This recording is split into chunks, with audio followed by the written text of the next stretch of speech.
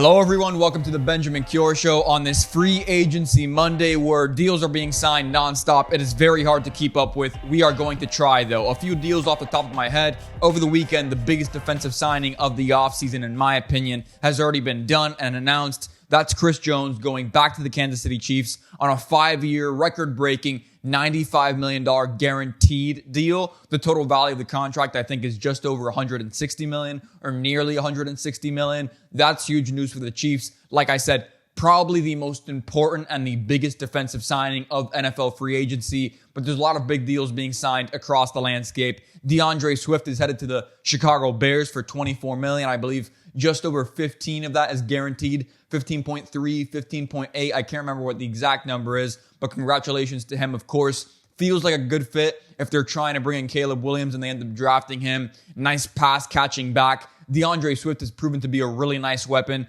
everywhere he has been. He was with the Eagles previously before that. I don't know why I want to say he was with the Chargers. I know that's not the case. But he's made an impact wherever he's gone. So very happy for him. He was with the Detroit Lions. That's who he was with. I was thinking, what are those West Coast or at least like Midwest teams that do a really good job of passing the football to their running backs? He was with the Lions. They traded him for that shocking pick in last year's NFL draft. Then he had a nice early impact with the Eagles. Of course, Eagles kind of fell off the rails and everything kind of fell off the rails there. They also have Fletcher Cox, speaking of the Eagles, retiring in addition to Jason Kelce. I'm not going to talk too much about them today, but I do think it is interesting. This team, we kind of said it over the past year or so. Even at the start of this season, we said, we hope they make another run here for the sake of their fans and for the sake of the organization. The Eagles is who I'm talking about because they're going to lose guys to free agency and they're also going to lose them to retirement. A lot of older veterans on that roster, which is what made that roster special, which is what made that roster so elite and top heavy in the postseason. They're losing a lot of that now. They'll also lose some more pieces in free agency. They have a nice young core, but who knows how that's going to work out. I do want to start here. Like I said, I will try to keep you guys updated as the free agency stuff comes in. It's going to be difficult though. Gabe Davis is headed to the headed from the Buffalo Bills to the Jacksonville Jaguars. I find it to be very interesting. Immediately after one of their reporters was saying the Jacksonville Jaguars in an ideal situation would like to bring back Calvin Ridley in addition to Gabe Davis.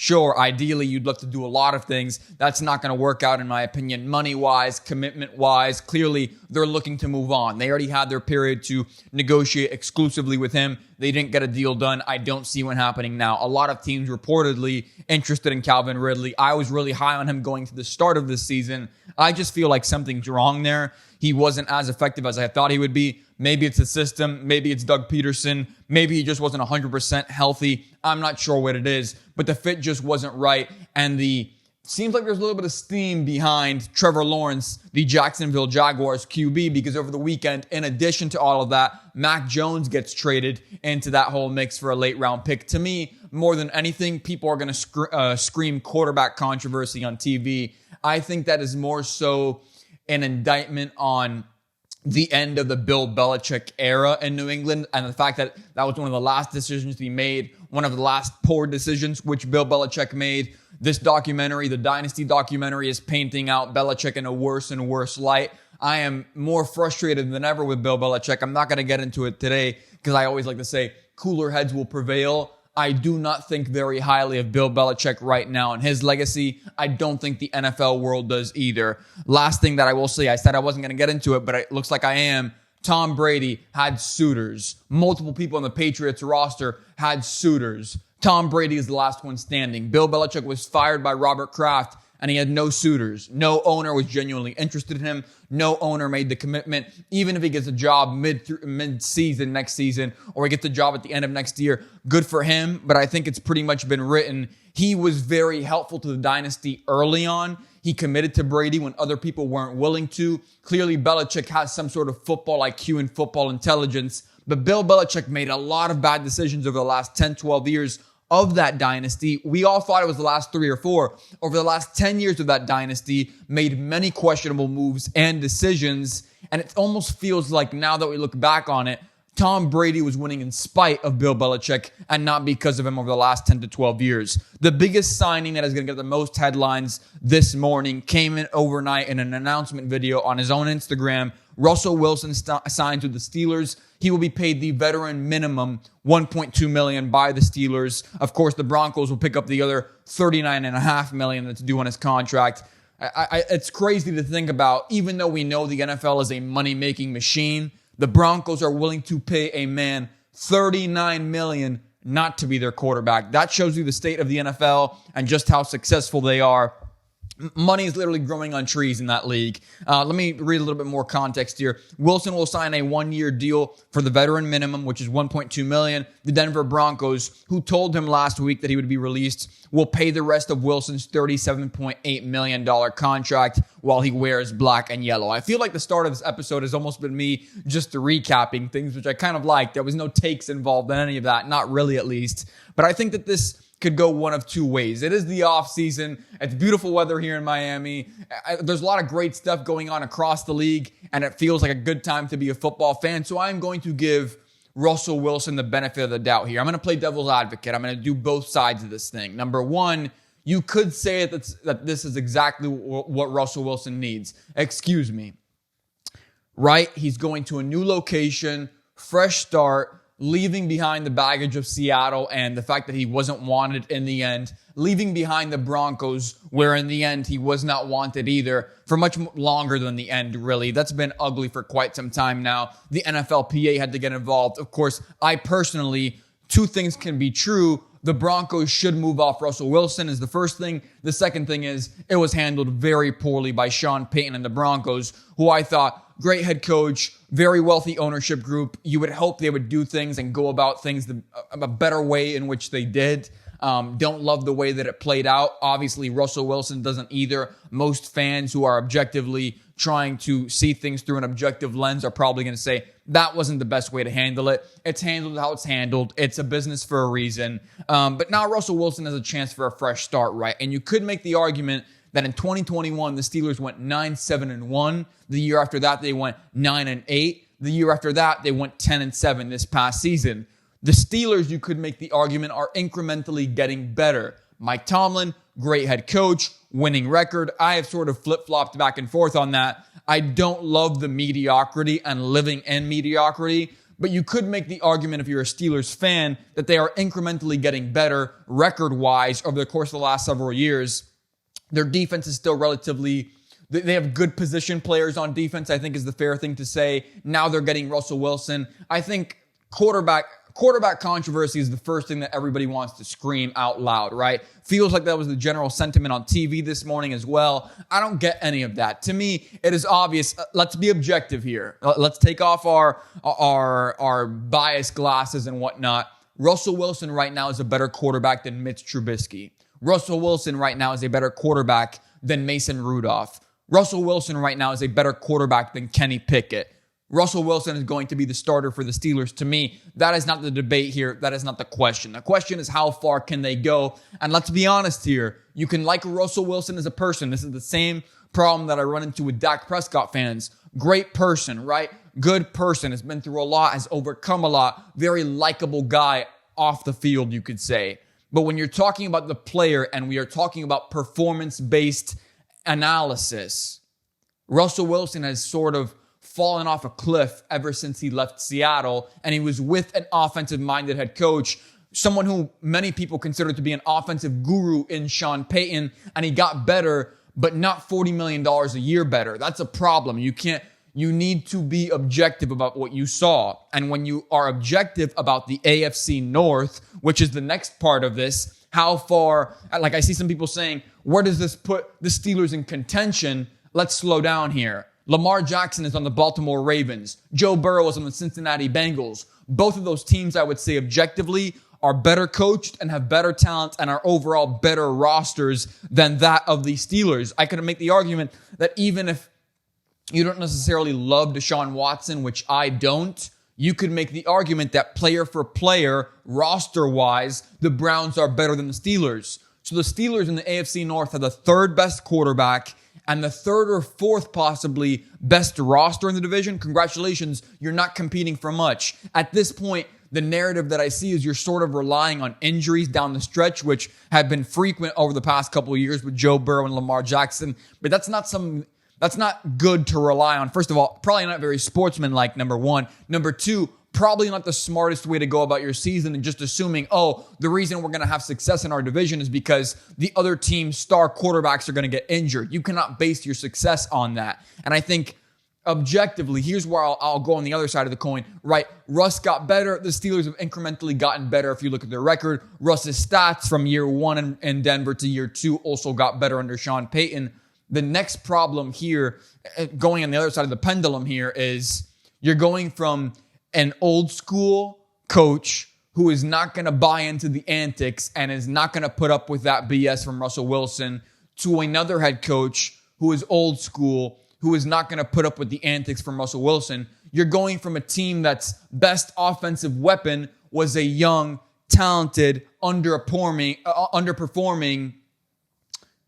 attitude-driven receiver in Jerry Jeudy, who they just got rid of or they just shipped out, to the Steelers, where their best offensive weapon is a young, talented, underperforming wide receiver with an attitude. There's a lot of similarities in bad spots that just don't favor Russell Wilson. When you look at the defense as well, what did we say about the Denver Broncos defense going into this year? We thought it was pretty good. We thought they were talented position players. But once they started playing and you get onto the gridiron, you realize, man, this defense isn't as good as maybe some of their best position players would make you think they are. Same problem in the Steelers building. I mean, TJ Watt, you could argue, should have been the defensive player of the year this past season. We know how good he and his counterparts can be in the pass rush. But objectively, down the stretch, did we love the Steelers' defense? Were there moments where they felt like they were coming up short? Yes. I don't think we love the Steelers' defense. And I think there were moments in which it was obvious that they were coming up short, at least to our expectations of who the Steelers' defense is. At the end of the day, I do not see it working out with Russell Wilson and the Steelers. I think objectively, you have to look at the division, a very tough division, a very star-driven division, great pass rushers, great quarterbacks. Russell Wilson just doesn't stack up with those guys like I think other people do. Is he a cheap alternative to a young quarterback in Kenny Pickett who has just underperformed? Absolutely. Does the price tag look nice? Of course, you're getting a starting quarterback in the NFL for just over $1 million, less than $2 million. That's an absolute bargain in a day and age when average quarterbacks are getting paid $30 million a year. Most of them getting paid $40 million, and the best guys get paid $50, right? But you were paying Russell Wilson in Denver like he was going to be one of those guys. That was the expectation. He didn't live up to it. And because of that, he now finds himself in Denver playing for the veteran minimum, at least on their side of the payroll. I don't think it works out. But in the end, if you're a Steelers fan, you do at least have some reasons to look forward to the season. It seems like you are now going to be a little bit better offensively than you were last season. But objectively, don't get your hopes up too high. You have the third best quarterback in the division and the third or fourth best roster overall. I just cannot buy into this Pittsburgh Steelers hype, even though everybody seemingly wants to do that on this Monday morning. So some more QB contracts rolled in over the weekend. Baker and the Bucs agreed to a 3-year, $100 million deal. Contract includes $50 million guaranteed. Let's play this clip that I said on this show, but I posted on social media on January 24th about Baker Mayfield and the potential contract situation in Tampa. Let's listen to it together. Baker Mayfield is 28 years old right now, so you don't want to give him a 4-year deal. That's a little bit too much because that deal would then expire when he's about 32. But I have no problem saying, you know what? Let's give Baker Mayfield a 2-year deal, a 3-year deal, kind of Geno Smith bridge quarterback structure. I think more money though. So clearly, another thing I was right about. When people comment, you don't know ball, I will reflect on videos like that. I figured that Baker would probably get paid in the range of the Geno Smith contract. Felt like that was the right structure. A player who was very talented coming in, very overhyped, had a few destinations and stops where things just didn't work out in his favor. It ended really ugly in Cleveland. Then he found himself in Tampa where it felt like there was no hype in the offseason. People thought they were going to tank for Caleb Williams. And then they ended up going on a really nice run with Canales as the OC and with Baker involved. I think it's a really good fit.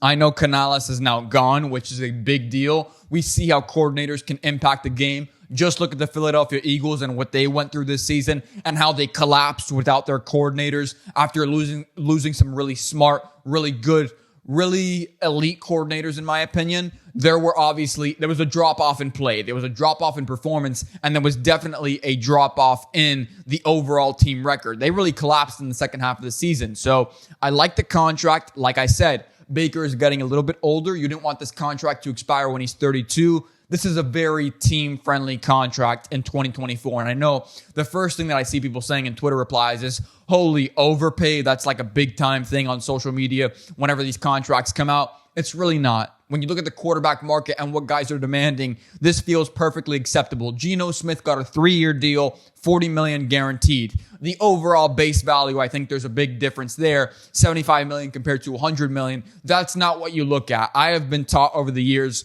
look at the guaranteed number. Just a $10 million difference in the guaranteed number between Geno Smith's Seattle Seahawks contract that he's on currently and Baker Mayfield's contract now with the Bucs. $40 million for Geno guaranteed. $50 million guaranteed for Baker. That's about $16 million per year on I'm awful at math, but I think I did the math yesterday. That's about $16 million guaranteed per year in total. That's what it'll probably work out to. Very easy contract to get out of. Not at all a huge number or something that they're going to be trapped with like a Russell Wilson contract. This works out very well for the Bucs, and I think you have to pay attention to the division here. This is what people seemingly fail to realize when you talk about free agency signings or the draft, and I always like to fall back on this.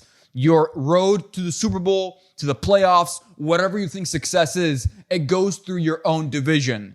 The division of the NFC South is very winnable. There's not an elite quarterback. The Saints have Jameis Winston. Atlanta will probably end up getting Kirk Cousins, who I think is the best quarterback in the division once he gets there. But Baker is going to be the second best quarterback in the division. It's not going to be Bryce Young. And I know a lot of Panthers fans will want me to say that, or will want analysts out there to, sing their praises and say Bryce Young's going to be better this year. I'm not very high on Bryce Young, and I'm not saying I'm not calling him a bust right now, but I'm not saying he is a surefire thing either, right? I think with the way that CJ Stroud succeeded from day one, everybody screamed roster and coaching when I made this point last season in the middle of the year when CJ Stroud was on a tear.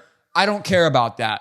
Look at CJ Stroud, the player, the quarterback talent, the body type, and then look at Bryce Young and tell me what you see and tell me there's not an obvious difference in ability and capability. There's a massive gap between the two. I don't think Bryce Young is going to be the second best quarterback in the NFC South. I think it'll end up being Baker if Kirk Cousins ends up going to Atlanta. If Justin Fields ends up going to Atlanta, which seems like that storyline is getting colder and colder by the minute. It feels like it's heating up big time for Kirk Cousins going to Atlanta. Then if it shapes out like that and Kirk doesn't end up going to Atlanta, I would say then Baker Mayfield is the best quarterback in the division. Whether he's the second best or the best overall in that division, it just makes sense. That contract allows them to have a little bit of flexibility. They brought back Mike Evans. They are a good offensive and defensive team. They can win games in that division, no problem. I will say, though, on the thing about Kirk Cousins, which may have there's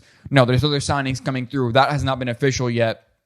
I always look at this. I was a big LeBron James fan when he was here in Miami, and people are going to say this is totally unrelated.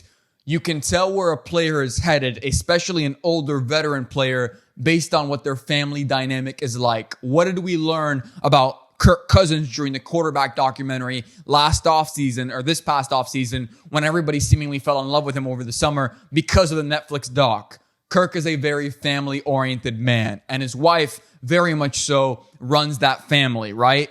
Happy wife, happy life. LeBron ended up leaving back to Cleveland because Savannah, his wife above all else, wanted to go back home. I think Kirk Cousins is leaning on his wife right now, who, very interesting nugget here that I learned last week, Kirk Cousins' wife is from Georgia. I'm not sure if he's from Atlanta, but they have family that currently lives there. They have ties down there. Feels like it just makes sense. A very young roster, a very talented roster, a roster that because they are so young, they are not paying yet. Makes perfect sense to be able to bring Kirk Cousins in there for $45 million per year. It just feels like the right fit. And even if that deal is made, I still don't hate Baker in the NFC South. I think he's a pretty good option. I don't mind this deal at all from the Buccaneers. So let's talk a little bit of basketball, because over the weekend, another incredible offensive feat was made by one of the best offensive players in the league. Luka Doncic has now achieved a stat line that literally nobody in NBA history has managed to achieve. 6 straight games with a triple-double. He's on fire right now. And I think when you look, people always love to give titles. And last week I released my NBA top 10 players currently in the league list. A lot of responses to that, both good and bad. I think at the end of the day, people love to put titles on specific players. You could say that Giannis is the best two-way player in the league. You can say that Jokic is the most dominant player in the league. I would say that about those guys. I would agree if that was your take. I would argue that Shai Gilgeous-Alexander is one of the most complete superstars in the league, offensively and defensively, leading the league right now with 2.1 steals per game. He is great on both ends of the floor. I think it's undeniable, though, Luka Doncic is the best offensive player in the league right now. He's on fire. He's averaging the most points per game. He is the epitome of offensive basketball in 2024. So congratulations to him. I think he has a game tonight. Not sure against who, but the Mavericks play tonight. Going to be interesting to see how they shape out as the season goes on, but love what I'm seeing from him individually.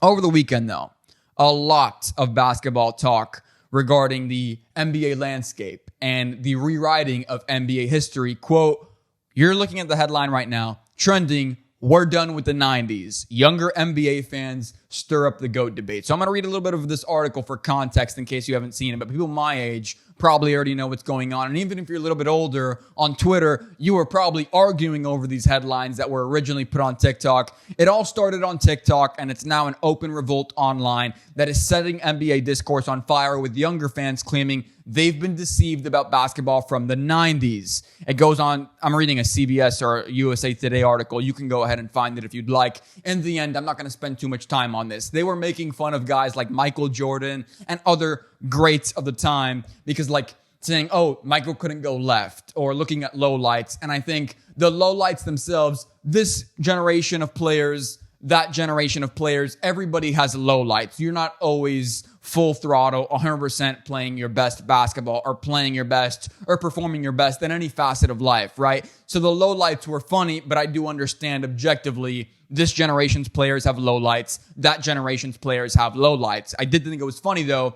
and I think objectively when you look at this, I mentioned the GOAT debate on this show last week because LeBron James became the first ever player in NBA history to achieve 40,000 points all time, career points. And the argument that was being made was, how does it affect the GOAT debate? And I was pretty pessimistic on this show, and I said, if you're a LeBron fan, it strengthens your case. If you're a Michael Jordan fan, you're not being objective. Or I'm not saying that either fans are at fault here, but Michael Jordan's fans especially, not being objective, nothing is going to change their mind at this point if they believe that Michael is the GOAT. I do think, though, that when you look at the talent, and people have always made the joke about plumbers and firemen and carpenters playing in the NBA back then, and that was Kareem Abdul-Jabbar's competition, or that was Michael's competition. I'm not going to go as far as to make those jokes and say that Michael was playing against plumbers and fast food employees. I'm not going to say that, because objectively, there were incredible athletes in both eras. But make no mistake, the athletes that are playing today's game of basketball, this generation's basketball players, are absolutely better than the players of the generation of the 90s that Michael Jordan and other all-time greats played against. That's undeniable. No matter what sport you look at, you're not. If you say that generation's athletes, the 90s basketball players and the 90s football players were better, you're not being objective. You are showing your hometown bias to your era. And I know that people seem to say, man, that's when times were simpler. Those were the good old days. You had to be there to witness it. Are you reminiscent of the gas prices or of what the times were, about what the politics were back then? Or are you talking about basketball? Because if you're talking about prices and inflation and gas and all of that, obviously people are going to reminisce, and it's funny to do that back and forth, right? You see it on the internet all the time. But when you look at the athletes, not the game, not the rules. I don't want to hear about any of that. Obviously, it was different. Times change, games evolve. They always have. The athletes of that generation, let me phrase it this way.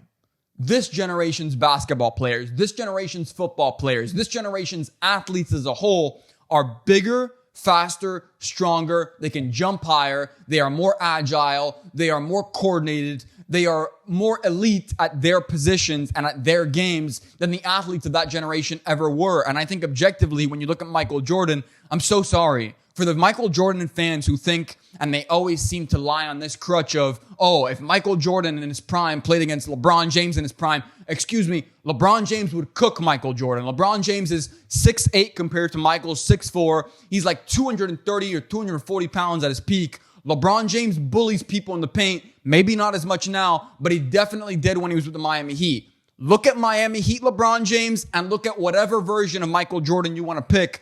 LeBron James would put Michael Jordan in a body bag if they had this mythological or fake or fantasy one-on-one game that fans always seem to want to push. LeBron James is a basketball player. One-on-one is a better basketball player all around than Michael Jordan. And you can argue clutch, and you can argue his inability to want to take the last shot, or Michael's ability to seemingly always take the last shot. Both athletes have plenty of misses and plenty of makes and key moments. So that's not what this debate is going to go down to.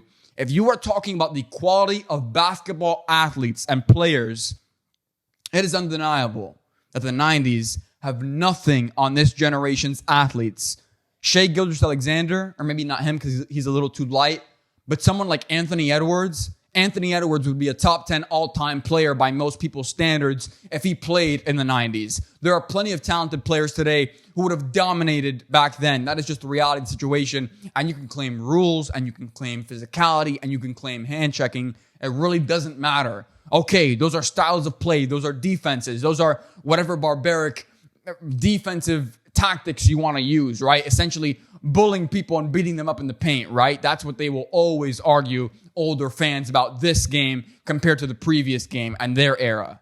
Michael Jordan would have never had the kind of success that he had back then in this era of athletes. These athletes are faster, they're stronger, they can jump higher, they're quicker, they have better coordination, they have better handles. This NBA is so much more talented than the NBA of 20 or 30 years ago during the 80s and 90s. I'm so sorry to burst your bubble. That is just the reality. Michael Jordan, objectively, when you look at his legacy, the knock will always be, and people don't like to bring it up, and I won't even bring up most of the stuff, needed Scottie Pippen for team success, needed Phil Jackson, needed the triangle offense.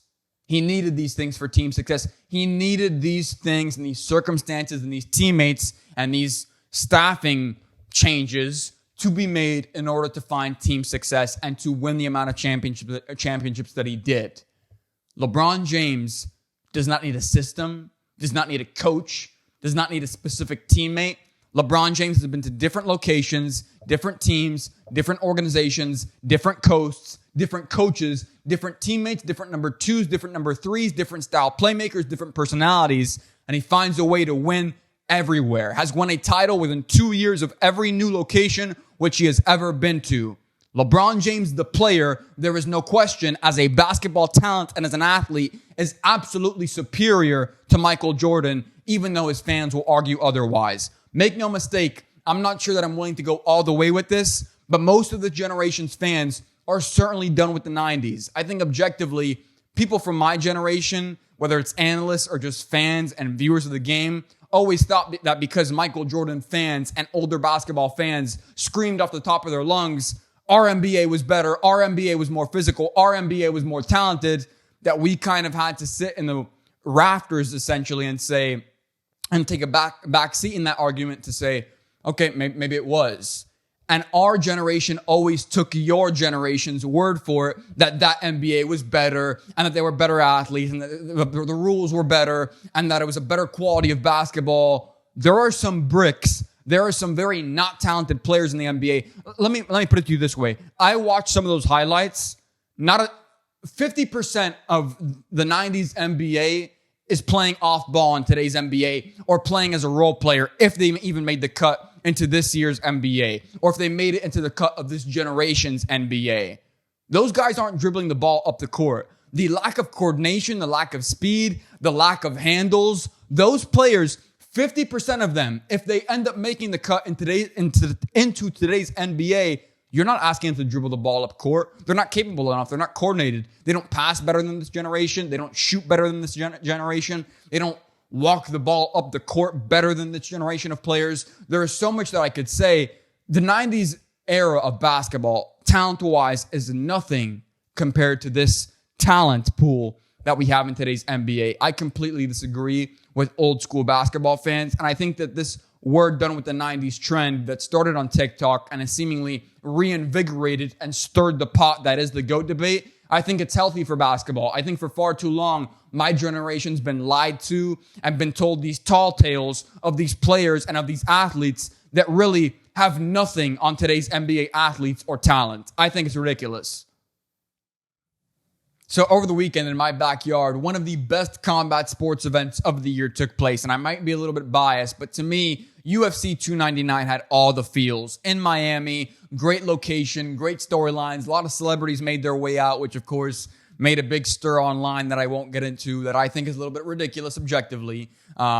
Joe Burrow and Nick Bosa seen taking a picture with the 45th president of the United States. The internet being very upset about it. No matter what side of the pendulum you're on politically, I think it is okay for an athlete or a celebrity to show respect in a public place to a political official, especially a former president of the United States, no matter what party line you're a part of, no matter what policy you believe in. I thought it was okay. I think the outrage regarding that is absolutely ridiculous. I think we are getting too attached to our political feelings in 2024. It's an election year. It is what it is. I think, though, this card, objectively beyond that, had all the feels, like I said. Joanna getting her retirement celebration. She's going into the Hall of Fame. That video, I think, made her, of course, teary-eyed, but I think everybody got emotional watching that, including myself. Really special moment. Very happy for her. Glad that it's all over. It is a very punishing sport, and she seemingly still has all her wits about her, and she can now retire happily. I think she's either has a family or wants to start a family. Good for her. But the big-time headline,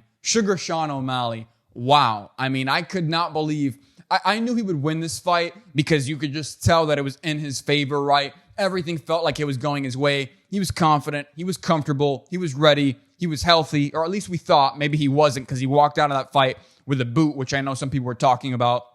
In the end, Sugar dominated all 5 rounds of that fight. It wasn't even close. And I think people tend to say or believe if you don't get a knockout, it wasn't you can't say it wasn't a close fight. To me, it was not a close fight. Doesn't matter if it was a decision. Sean won all 5 rounds of that bout. He was incredibly impressive. He put on a clinic. Cheeto, and I don't say this lightly, but you have to acknowledge this reality. Sean O'Malley took years off Marlon Vera's life. 2 knees, like I don't know how many significant strikes. Sean bullied him. Sean pieced him up. Sean made sure to silence all the doubt from their first fight, and now you don't hear any of that. There is not a single Cheeto fan that is out there arguing that Cheeto didn't have his best day, that Cheeto is better. Sean O'Malley destroyed him. He made an example out of Marlon Cheeto Vera. Make no mistake about it. I think the question, is Sean O'Malley the best striker in the UFC? Undoubtedly, yes, in my opinion. I don't think there's a striker or a boxer that is right now in the UFC who is currently better than him. I almost made the argument over the weekend that Sugar Sean O'Malley is the biggest star in the UFC right now, pay-per-view wise, draw wise, money wise. I think a year ago you could have argued Izzy. I don't think he has the same pull anymore. Francis is no longer in the sport. Say what you will about Francis's drawing power, because that was a narrative that was brought up during this free agency. Francis can draw attention, and he had a tough knockout over the weekend. Make no mistake, he may have lost in the ring quickly here on Francis. Francis is not a loser. Francis made over $35 million before pay-per-view in just 2 boxing fights, when I'm not saying anything against the UFC, but reportedly he would have made $5 or $8 million in 3 fights with the UFC on his new deal. A story came out before this fight that Francis owed Kamaru Usman $200,000. He was in debt, and Kamaru Usman gave him $200,000 to keep him afloat during his final fight camp with Cyril Gane, which he ended up winning even though he was injured. I mean, Francis has the heart of a champion, has the heart of a lion. Make no mistake, Francis may have lost 2 fights in a row. Francis is not a loser. But going back to the UFC and drawing power, of course, the big name that people will scream, I'm sure, at their screens right now is Conor McGregor, which is who I initially thought of. But over the weekend, I said that to someone, and their point was, Why are we going to say that Conor's the biggest star in the UFC? Conor has not fought since 2021. It's 2024. He's out there advertising a movie. And when you think about it, Conor is still under UFC contract and jurisdiction and whatnot, right? He's still a part of the organization. But I thought it was a very valid point. Conor hasn't fought in 2 years, and he may sell more pay-per-views on his return, but we really don't know when he's returning. He keeps on saying June and July, but we don't know when that's going to be scheduled. Dana White hasn't given us an official date. To me, in terms of active stars in the UFC, Sean O'Malley is absolutely the biggest star in the UFC, and he's absolutely the best striker. I don't think there's a question about it. I don't think he goes on to face Ilia Topuria. I think Dana shot that down right away. Most fans did. Doesn't make sense. Finish the competition in your division first, and then we can talk about that after. I think that's the right approach. I think Sean will destroy whoever's put in front of him, though. I think he has kind of silenced the doubt. A striker, a boxer, a wrestler across from him, it doesn't matter. If Sean lays his hands on you, you're in trouble. You are in grave danger. Also credit to Sean, because at the end of the fight, Cheeto hit him with a liver shot, and Sean was kind of crippled by it, and he kind of ended up finishing that one a little bit lackluster-like. But credit to him for sticking through it. I think it's undeniable. Sean O'Malley, biggest star in the UFC, best striker, best boxer. I think he's got a very bright future ahead of him. I can't wait to see what's next. Last note here, I'm going to quickly go through Twitter, and we're going to just round up the signings of the NFL on Free Agency Monday. It is full transparency. Just before 2:30 when I'm recording this today. This will probably be out by 9 p.m. Latest NFL signings.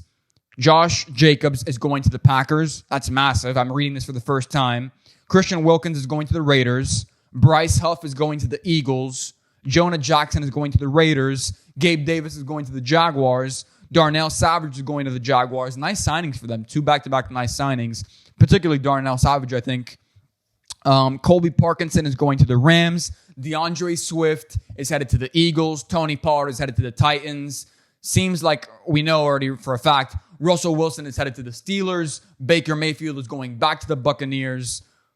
I'm trying to think here. Chris Jones going to the Chiefs or staying with the Chiefs. A lot of movement across today. It's going to be exciting to recap it next week. Exciting to see what will happen later this afternoon. In my opinion, the signing that is not official yet that I can promise you is going to happen. Kirk Cousins to the Atlanta Falcons. Happy wife, happy life. His wife is from the Georgia area. They have family that lives there. They have history there. They have ties there. It only feels right. Reports are that deal is heating up and it is getting closer and closer to becoming reality. I think that's where Kirk Cousins ends up going, which leaves Minnesota wide open, a team that has been very public about their desire to get younger at the quarterback position. Will they trade up? And just how far will they trade up? I can't wait. Last week, the most viral take I've ever done on this show, I proposed a reality in which I thought could become a potential scenario which I thought could become a reality, which is Caleb Williams getting traded to the Minnesota Vikings. Don't rule it out yet. I know a lot of the internet did. I think it is a much bigger and much more possibility than anybody is letting on. With that, too much to get to today. I am clearly a lot of mouthfuls on these subjects. I appreciate you guys sticking through a very exciting Monday. I will be back next Monday, to talk about all of these signings. I can't wait to discuss it with you guys. Until next time, I'm Benjamin Cure. This is the Benjamin Cure Show.